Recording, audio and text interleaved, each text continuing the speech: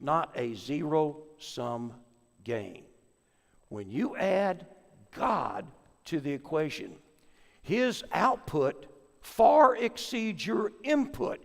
You can never, and I mean this, never outgive God. And your two fish can go a lot further than you can imagine if you put them in His hands. Miracles will never happen as long as we keep stuff in our own hands. Few people have witnessed miracles more than George Mueller, along with pastoring the same church for 66 years. That's my goal, by the way, okay?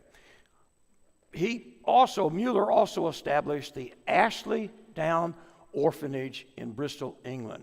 He cared for 10,024 orphans while establishing 117 schools for their education throughout England. Adjusted for inflation, George Mueller raised more than $150 million for those kingdom causes.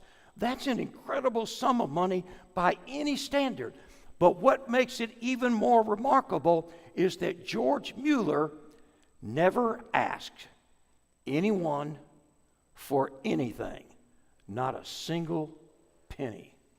He made a covenant to ask only God. Mueller figured that God knew exactly what he needed and when he needed it, and therefore that God would make provision for it. It is estimated that George Mueller experienced 30,000 separate and dramatic as well as answers to prayer. 30,000 specific answers to prayer as recorded in his journal. Time and time again, food was dropped off on their doorstep right when it ran out, or a donation was made right when a bill came due, or a plumber offered his services when something needed to be fixed at that time. Now, George Mueller had that kind of relationship with God. Oswald Chambers said, "Let God be as original with others as he is with you." I think it's okay, and I'm terrible about doing this, but I think it's okay to verbalize a need or to ask for help. But shouldn't we put it to prayer first rather than last? And why do we take matters in our own hands when we can put them in God's hands? Two things are harder than letting go and letting God. But that's what George Mueller modeled. And there are at least 30,000 reasons to follow his examples. Most of us here know the Lord's Prayer by heart, I think. You know, Our Father who art in heaven. My favorite petition in that prayer is this one: give us this daily bread. But what we really wanted was for that petition to say, give us this weekly bread, or monthly bread, or yearly bread. That way, we wouldn't have to depend on him on a daily basis. And that is where God has us, right where he wants us. In fact, our desire, folks, let me say it differently. Spiritual maturity is not self-sufficiency.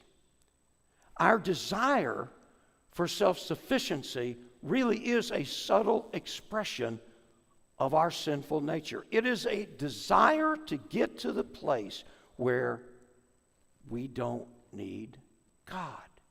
We want God to provide more, so we need him less. And this brings us back to where we started. Everybody wants to be on the receiving end of a miracle, but no one wants to be in a situation that necessitates one. But you can't have one without the other. So God gracefully puts us in situations where enough isn't enough. We find ourselves in a situation where we need to feed 20,000 people and we only have 2 fish to our name. So now, back to the miracle. Verse 10. Jesus tells the disciples here, have the people sit down. And so they do. But there's no food. Then Jesus does something incredible. He blesses the imaginary meal. But as it stands, he's still going to have to split 2 fish 20,000 ways. Let me ask you this. Have you ever had to wait on a meal a whole lot longer than you expected? Worse yet, or you put in your order and the waiter or the waitress took your order back and sometime later came back to tell you that whatever you ordered, they had just run out of. Well, the longer you have to wait, the hungrier and grumpier you can get. It can get very ugly very fast. And anyone who has worked in the food service industry knows this. This may not seem, here, this situation we just read of, may not seem like a dangerous situation, but if dinner isn't served, this crowd of 20,000 people could turn into a mob. That's why this prayer ranks as one of Jesus' most amazing. He's calm and collected. John doesn't reference the prayer of Jesus here that we just read, but the other gospel writers do. And it is the same prayer that he prays at the Last Supper. Now, in both instances, I'm not sure that my words would be dripping with gratitude, but Jesus gives thanks. He thanks his Father for something he doesn't have. He thanks his Father for something that hasn't happened yet. Imagine that. Up until the 16th century, mathematics was divided into 2 subfields, arithmetic and geometry. Then along came a Frenchman. Only the French could do something like this. They can't ever win a war on their own, but nevertheless, a Frenchman came along and pioneered a new field called algebra. Personally, I wish he had not done so. But in doing so, that Frenchman made the SAT scores of the mathematically challenged a whole lot lower, and he kept a great many people out of the college they wanted to get into. Now, I liked advanced algebra, right up there with trigonometry, but I was not foolish enough to take calculus, thankfully. I didn't get math then, and I don't get it now. But it helps me to appreciate one of the hats Jesus wore. Teacher. He didn't just teach religion. He also taught math. And I'm not too sure that that's not the hardest subject to teach. Now, Jesus was brilliant at designing tests that half the time the disciples didn't know that they were taking them. And Philip is a pretty good example. Now, if you could go back to verse 6, go back here, notice what we're told. After he asked Philip, where could we get bread? Jesus asked him this only to test him, for he already knew what he was going to do. Now, most of you also know that there is subsequently another mass feeding, the feeding of 4,000 people. Now, in that particular instance, there were 7, not 5, 7 loaves of bread and a couple of small fish as well. Not just 2, but some very small fish. You would have thought, after this experience where Jesus fed probably 20,000 people, you would have thought, no problem. Jesus can easily feed these 4,000 people. But no. The disciples basically asked him the same question that they asked Jesus in this instance. Where are we going to get enough bread to feed all these people? Push the panic button again. They failed Algebra 101, and then they failed it again. That is what happens with a lot of people who don't know what Jesus wants to do in their lives. Now, the first miracle, remember there have been 3 prior to this one. The first miracle, turning water into wine, reveals that nothing is too small for God. The fourth miracle counterbalances that, and it reveals that nothing is too big for God. And using the language of algebra once again, Jesus is the X factor. And this is the first of two applications regarding this text. Because Jesus is the X factor, now listen closely, nothing is too big for God. This is a miracle about God's provision. So hear me now. Whatever is going on in your life, whatever mountain you may think is too high for you to climb, whatever obstacle you think you just cannot conquer it, think again. If Jesus could feed 20,000 people with just 5 loaves of bread and 2 small fish, what can't He do? Because God always provides. And because God always provides, we can develop an attitude that's very different from others, most everybody else in the culture. We can go through life being givers and not takers. Do not misunderstand me here. I am not talking about stewardship. I'm not talking about giving money. That's not what I'm talking about. I'm talking about an attitude. Are we going to go through life being a taker like everybody else, or a giver? You see, most of us want to be on the receiving end of God's miracles and not on the giving end. We need to cultivate the attitude of this little boy. His willingness to give what he had, as paltry as it might have been, to meet the needs of so many others. The sad fact is, and I mean sad, most church-going Christians are takers, not givers. Few people have been a better giver than John Wesley. John, along with his brother Charles, wrote a good many of the hymns in hymn books today. They also founded the early Methodist Church. Now, John Wesley was probably a better giver than he was a preacher, and that's really saying something.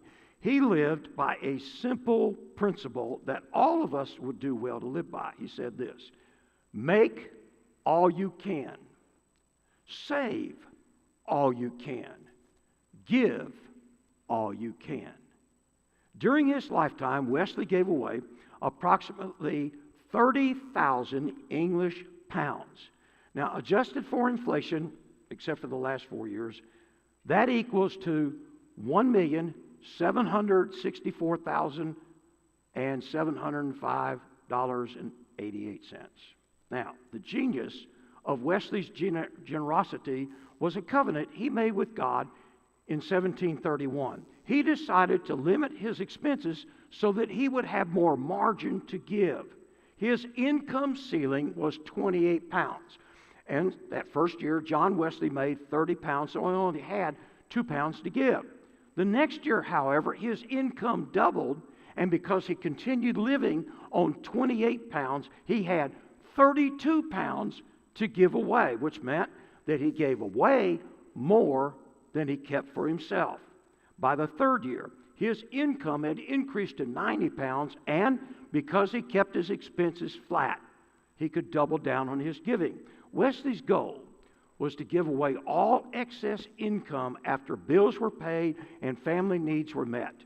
He never had more than 100 pounds in his possession because he was afraid of storing up earthly treasure. Even when his income went all the way into the thousands of pounds, he did not interpret God's blessing as permission to live large. John Wesley died with a few coins in his pocket. But my goodness, folks, he has a legacy even to this day and a bankroll in heaven. Don't be discouraged by how little you have to give It may seem like a drop in the bucket, but it can make as much difference as this little boy's 2 fish. More important, it isn't about what we give or what we don't give. It's about, again, our attitude. Are we going to go through life like everybody else, taking? Are we going to go through life as Christian people, as givers, like this little boy, and certainly like Jesus? I mean, is that not what Jesus did? Did he not give everything on the cross? Can you not see Jesus as the ultimate giver? That was his attitude. Give of myself. Are we giving of ourselves? Are we really giving of ourselves? If we trust the God who provides, we will be givers because Jesus is the X factor. Bow your heads with me. Lord, in this moment, I ask that my heart be moved by your Holy Spirit to prick my conscience and my heart about my attitude.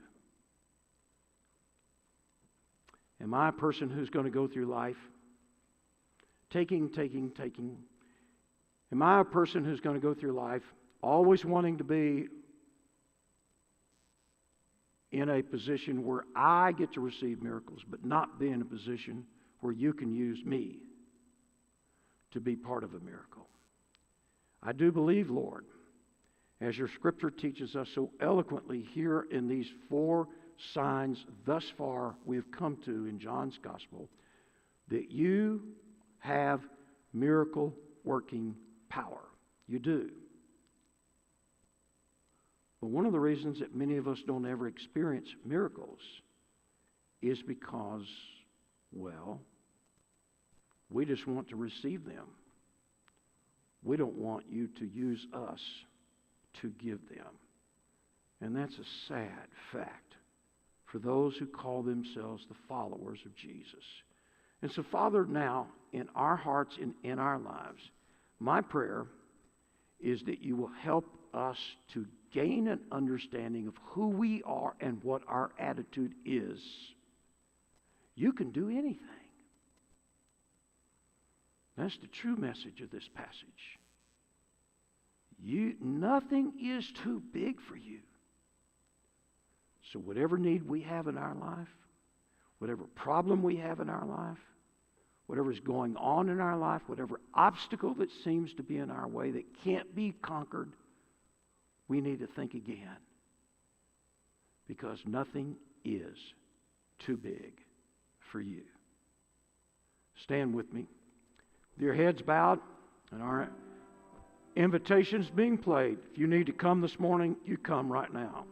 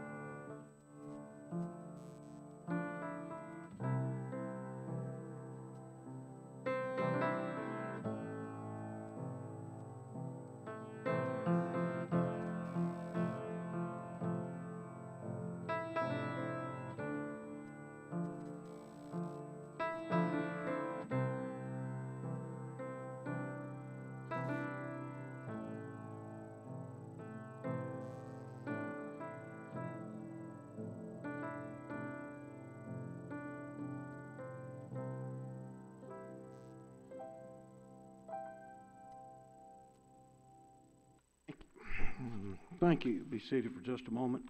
Okay, got a couple announcements real quick while our men come and take up our offering. First announcement is Next Sunday night, we are going to continue our tradition of having, got a lot of feedback, having fellowship meals. So next Sunday night, even though we no longer meet on Sunday night, having moved everything to Wednesday night, we are going to, next Sunday night, have our fellowship meal once again. So I hope that you will be here at 5:30 next Sunday night. Plan to be here. It's always a good experience. We have a time of fellowship and gathering it together, and I hope that you will be here. The second thing is, we're getting a directory together. We have some people volunteered, stepped up to do this, and so we have pictures are being taken for the directory. Now, get yours before I get mine because I'll break the camera. Anyway, so be sure to do that. But after church, like you can go out here to the fellowship hall and you get your picture taken. So I hope that you will stop by and do that so we could get everybody's picture taken and know each other because we've had several people join the church here just in the last few weeks, and I'm sure you don't know anybody. And I mean, last Sunday we baptized 2 people, and there are others who came the Sunday before. So you're not going to know anybody unless you do this. So I hope that you will. Okay, I'm going to make an executive decision. We have been meeting the last 2 Wednesday nights for our Bible study and a not very long prayer time. We've had children's activities, and for every parent here, I want to make sure that you understand this. Be here at 6 o'clock on Wednesday nights in the future, given the fact that we will have food for the kids, we have activities for the kids, and so your kids will be taken care of, and I hope that you will remember that and begin to take part of that, except not this Wednesday night. There are 2 reasons for this. I said I would never again cancel church for weather.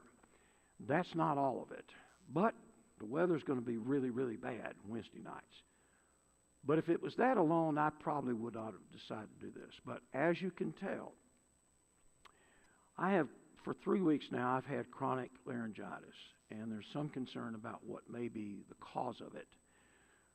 And I'm afraid they're going to shut me down for 3 or 4 weeks.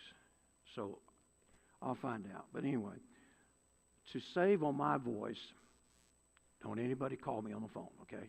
Okay. I need to quit doing this after today and Wednesday night. Hopefully be back in the pulpit, and that's my plan, next Sunday morning.